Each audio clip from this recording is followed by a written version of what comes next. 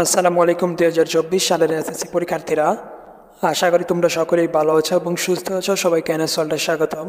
ইতিমধ্যেই কিন্তু 2024 সালের এসএসসি পরীক্ষার্থীদের ফলাফলটি কিন্তু ওয়েবসাইটে প্রকাশ করা হয়েছে।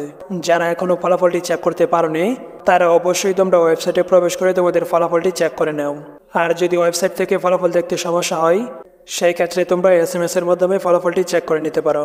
ফলাফল যে প্রকাশ করা হয়েছে তার প্রমাণস্বরূপ আমি এখন একটি স্কুলের ফলাফল বের করে তোমাদেরকে দেখিয়ে দিচ্ছি।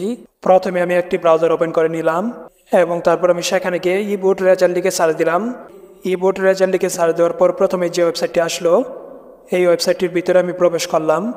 ওয়েবসাইটটিতে প্রবেশ করার পর একটু নিচের দিকে গেলে কিন্তু তোমরা দেখতে পারবে ফলাফল দেখতে দয়া করে নিচের তথ্যসমূহ প্রদান করুন এবং এই তথ্যসমূহের প্রথমেই আছে পরীক্ষার নাম।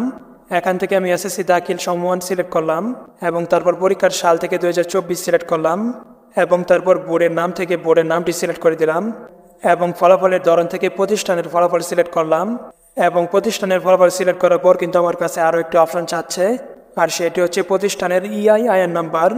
এখন আমি প্রতিষ্ঠানের EIN নাম্বারটি দিলাম এবং তারপর দেখো 4 সংখ্যার একটি সিকিউরিটি কোড দেওয়া আছে। এই 4 সংখ্যার কোডটি আমি হুবহু টাইপ করলাম এবং টাইপ করার পর যখন ফলাফল যেখানে ক্লিক দিলাম তখন কিন্তু তোমরা দেখতে পাচ্ছ এই স্কুলের সকল বিস্তারিত রেজাল্ট কিন্তু চলে আসছে। কতজন শিক্ষার্থী পাশ করছে, কতজন অংশগ্রহণ করছিল, জিপিএ পাসের সংখ্যা কত, সব কিছু কিন্তু আমি এখানে দেখতে পাচ্ছি।